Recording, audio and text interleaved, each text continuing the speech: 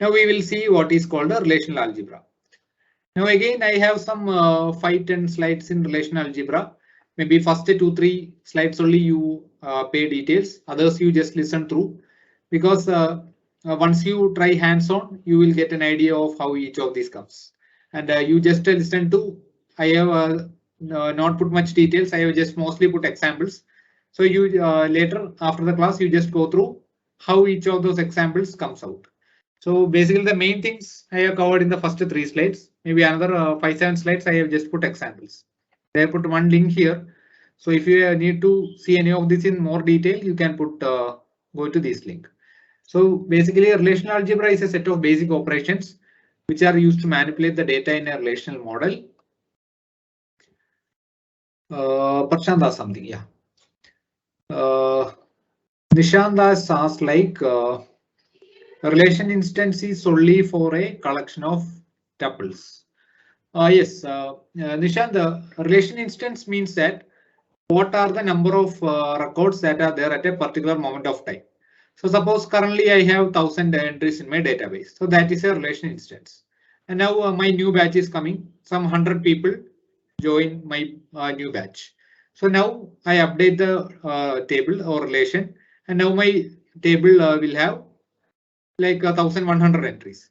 So then I will tell like this is another relation instance. So the first case where I had 1000 relations, and my current case 1000 records, and current case where I have 1100 records, both will be like 2 different relation instances. Then Prashant's doubt at a specific point of time. Yeah, Prashant, that is what I told. Relation instance can change over time. Yeah, exactly. So Prashant was not asking a doubt. He was actually asking Nishant's doubt. Okay, fine. So we will proceed to relational algebra, and we will be wrapping up today's session with this maybe another 10 minutes. So basically, relational algebra, we have a set of operations which will give me another new relation or table. So what are the set of operations? One is, as I told earlier, set operations. This we already know. I will just give some examples. Union, intersection, set difference, Cartesian product. So union, intersection and difference are almost more or less the same things that we saw in Python with respect to sets in Python. It is more or less the same thing. Cartesian product, we will just see an example. And relational database specific operation, selection, projection, join, division. There is one called a rename as well. That is just you are renaming some relation or table. And there are some set functions, sum, average, count, any, min, max, and all. So basically, relational algebra is concerned about all these. So we'll be just seeing examples of each of these types, and I hope those examples are self-explanatory for how each of these works. So relational algebra, basically where it comes into picture is that you can basically call a or define a language in procedural terms or non-procedural or declaration kind of thing. And there are pure languages which are based on mathematics, like relational algebra, tuple relational calculus, domain relational calculus. These are all like advanced concepts. So relational algebra is like what we will be covering here. So these above 3 are pure languages, and which each of these you can like implement the same thing in a more or less the same way. But when we go for like commercial implementations, they will be basically implementing a subset or a simplified versions of these mathematical concepts. So we will be mostly seeing in our commercial things 6 basic operations out of this, like selection, projection, join, rename, union, set difference. So most of the commercial out of all these some 8-9 things that we saw, maybe selection, projection, join, rename, union, and difference are the thing that is straightforward supported by most of the commercial DBMS. Whereas other things can be implemented as a like union and difference you can use to implement intersection, right? So that kind of way only other things are possible in most of the DBMS. So we will see relational algebra is a procedure language consisting of set of operations. As I told earlier, 6 basic operations. Okay, it is not join, it is Cartesian product. Okay, so with the Cartesian product, we will be implementing joins. So that is what most of the commercial DBMS, the 6 basic operations that will be implemented in commercial DBMS. So now we will just see one example where we have an instructor table where there is an ID, name, department, and salary, and there is a department table where the department is coming from this first table and second table. It will be same. So primary key, foreign key, and all we'll be seeing in next session. So I'll be not going into detail here. So in this table, department name is actually a foreign key, whereas ID is a primary key here. Department name can be a primary key here, and the building and the budget. So things like that, two tables. So with these tables, I will try to show you what are the different types of operations that we are having. So we have what is called a select operator. So select operator, as you know, it is the select operator that in SQL that you may be familiar, or sometimes you may not. So you don't confuse that and this. So select operator in relational algebra means that you are trying to apply some condition on a table. So in this table, let's say you are applying the condition, fetch me all the records where the department name is physics. So select means that you select all the entries which is meeting some particular condition. So that condition is called a predicate. So sigma is used to denote a select operation. So then you give sigma followed by condition and you give the relation. So for the department, name is equal to physics.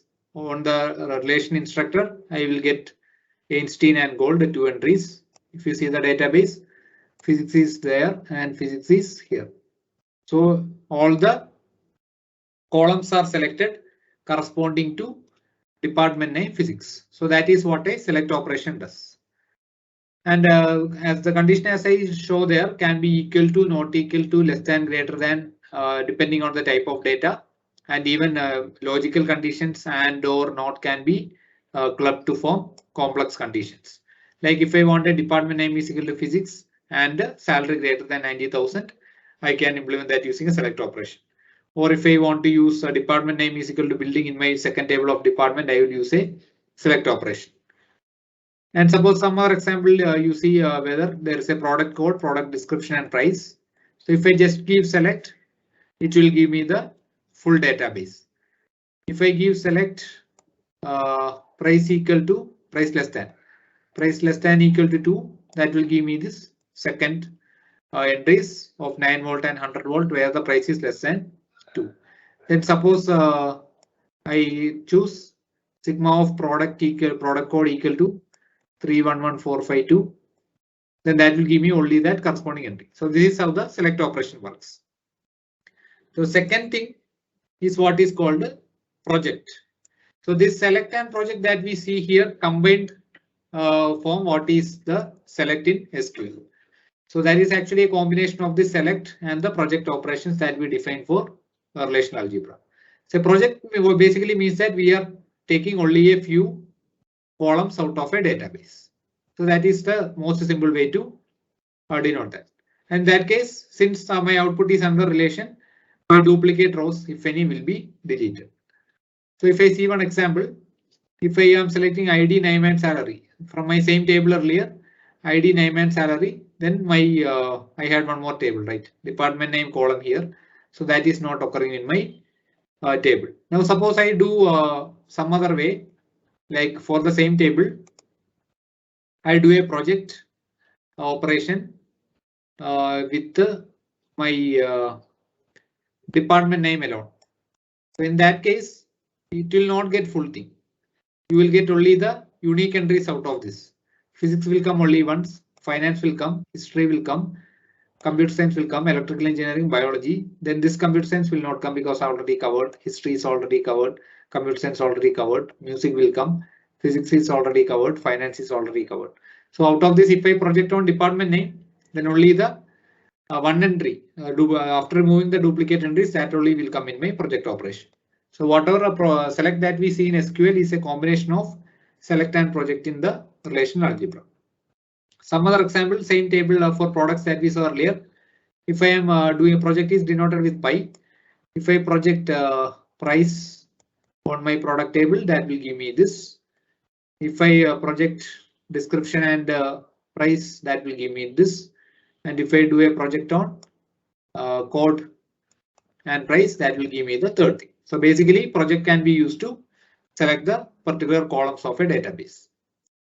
And I can actually combine my project and select operations to get much complex queries. So that is, as I told, what is actually happening when we call the select query in SQL database.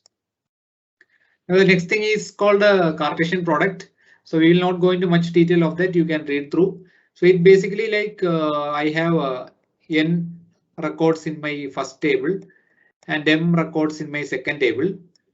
So Cartesian product will basically give me a table with n by m records, n into m records, where this you can write if I am having 1, 2, 3 and 4, 5, 6, and if I am having another table with 1, 2, then once I do a Cartesian product, I will get 1, 2, 3, 1, 1, 2, 3, 2, 4, 5, 6, 1, 4, 5, 6, 2. Like this, I will get as output. So this is what happens in a Cartesian product. It will basically multiply each of the row by each row in first table will be occurring m times, corresponding to the number of rows in the second table. So if you see one example, we saw one instructor and department ID earlier. So if you do the Cartesian product, it will be a table like this. So as you see here, there are entries here corresponding to people who are not teaching that corresponding course also. So that kind of way, this is like a very much superset. So all your data is actually not one-to-one matching with when you do a Cartesian product. So like if you see our product example and product 1, 2, 3, 4, 5, 6 rows you had here and 3 rows you had here. So you will get around 18 entries here with the corresponding to each row in the first table. You will get 3 entries corresponding to each entry in the second table. That way, it will be like a similar to a product. So there is another thing called a set division. We will skip that. You can just go through that. It basically divides the data. So you have a phi A phi here, B phi here. So basically, I am dividing by A and B. So it will see for which all locations that is common. So only 5 is common for A and B. So I'll get as a result 5. So I had given a link there. This is not much important. You can go through that if you are interested. And as we saw earlier, the Cartesian products associates each table with every tuple of teachers. So which is not the actual case, because not all instructor will be teaching all subjects. So most of the resulting rows have information about instructors who did not teach a particular course. So to get only those tuples that a particular teacher wants, we have what is called a join operations. So we will basically do a select operation with the instructor ID and teacher ID match. And we will use our Cartesian product. Then from the Cartesian product, we will select whichever entries for which that instructor is actually teaching that particular subject. So that way we can get only the valid components. So that is what we called a join. And the join operation allows us to combine a select and a Cartesian product so as to get only the meaningful data. And it is denoted by this symbol, join, and it is of different types. So I'll just wind up my session with join types. So joins are basically inner join and outer join. So outer join is again divided into 3 types: left, right, and full. So you can go through examples I have given in next slide. I will just rush through that.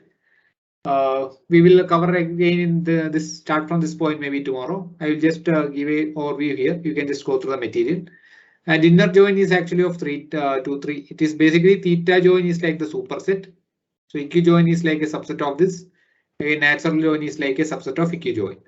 So basically we will start from this point tomorrow, right? We will wind up here. Otherwise, if we cover join also, sometimes it may confuse you.